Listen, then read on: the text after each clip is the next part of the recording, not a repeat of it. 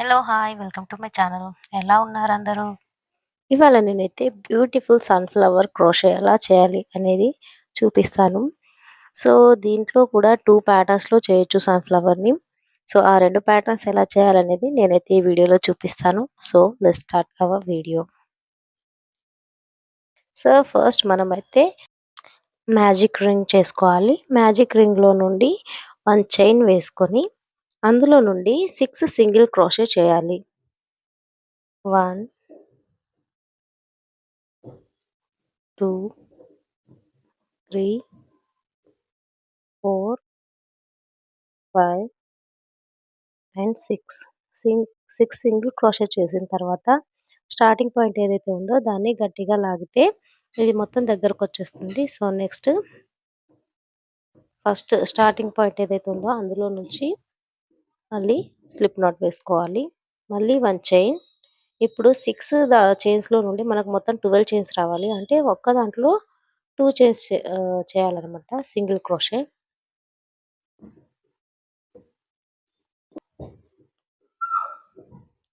5,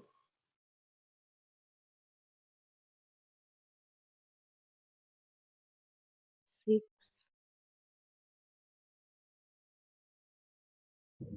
7,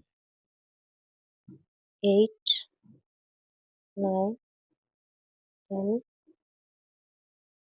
11 and 12. ఈ 12 అయిన తర్వాత మళ్ళీ ఫస్ట్ పాయింట్ ఏదైతే ఉందో అందులో నుంచి మనం స్లిప్ నాట్ చేయాలి మళ్ళీ. మళ్ళీ ఇక్కడ కూడా ఒక చైన్. మళ్ళీ ఇక్కడ ఏంటంటే ప్రాసెస్ ఒక దాంట్లో 1 నెక్స్ట్ దాంట్లో 2 అండ్ 3 అంటే 2 సింగిల్ క్రోషే మళ్ళీ నెక్స్ట్ దాంట్లో 1 మళ్ళీ నెక్స్ట్ దాంట్లో 2 ఇలా మొత్తం 18 క్రోషెస్ చేయాలి. 5, 6, 7, 8, 9, 10, 11, 12, 13, 14, 15, 16, 17 అండ్ 18. సో, మళ్ళీ స్టార్టింగ్ పాయింట్‌లో నుంచి స్లిప్ నాట్. మళ్ళీ మీకు కావాలనుకుంటే ఈ సైజ్ ఉంచొచ్చు లేదా ఇంకో సైజ్ పెంచుకోవచ్చు. సో, నేనైతే ఒక సైజ్ ఎక్స్‌ట్రా చేస్తున్నా. సో, మళ్ళీ 18కి 6 కలిపితే ఎంత వస్తుంది? 24. సో, ఈ 24 మళ్ళీ same process. 1 single crochet, 1 single crochet మళ్ళీ నెక్స్ట్ దాంట్లో 2 సింగిల్ క్రోషే మళ్ళీ 1, 1, 2, 1, 1, 2 ఈ ప్యాటర్న్‌లో అయితే చేసుకుంటూ పోవాలి. సో, ఇలా మనకు మొత్తం 24 సింగిల్ క్రోషెస్ తోటి చైన్స్ వస్తాయి. సో, దీన్ని మళ్ళీ నెక్స్ట్ 24 చేశాక మళ్ళీ స్టార్టింగ్ పాయింట్‌లో నుంచి స్లిప్ నాట్ వేసేయాలి. అండ్ 1 చైన్ తీసుకోవాలి. 1 చైన్ తీసుకొని మనం ఏంటంటే సింగిల్ క్రోషెస్ చేసుకుంటూ పోవాలి. ప్రతి దాంట్లోనూ ఒక్కొక్క సింగిల్ క్రోషే చేయాలి. సో, కంప్లీట్‌గా 24 సింగిల్ క్రోషే చేయాలి. లాస్ట్‌లో ఒక నాట్ ఏసేసి దాన్ని కట్ చేసేసుకోవాలి. సో, మనకి ఇలాంటివి 2 పీసెస్ కావాలి. ఇంకొకటి బ్రౌన్ కలర్‌లో స్టార్టింగ్ పాయింట్ ఏదైతే ఉందో అది కొద్దిగా టైట్‌గా లాగుకుంటే మధ్యలో అనేది పర్ఫెక్ట్ రౌండ్‌గా కనిపిస్తుంది. సో, నేను సెకండ్ పీస్ ఆల్రెడీ చేసేసుకున్నాను. సో, ఈ రెండిటిని మనం జాయిన్ చేసేయాలి. మీకు కన్‌ఫ్యూజన్ అయితే ఈ స్టార్టింగ్ పాయింట్స్ 2 ఉంటాయి కదా! వాటిని గట్టిగా టైట్‌గా ముడేసేసుకోండి. అండ్ నెక్స్ట్ నేను యెల్లో కలర్ థ్రెడ్ తీసుకుంటున్నాను. సో, యెల్లో కలర్ థ్రెడ్ రెండిటిని కలిపి తీసుకోవాలండి. ఒక్కటి కూడా చైన్ వదలొద్దు. రెండిట్లోనూ సమానంగా తీసుకోవాలి. సో, ఇక్కడ నేను చూపిస్తున్న ప్యాటర్న్‌లో అయితే తీసుకోవాలి. 3 చైన్ వేసిన తర్వాత 2 చైన్ మళ్ళీ ఇక్కడ 2 కింద 2 ఉంటాయి కదా! అందులో నుంచి చైన్ తీసి మళ్ళీ నెక్స్ట్ దాంట్లో డబుల్ క్రోషే చేయాలి.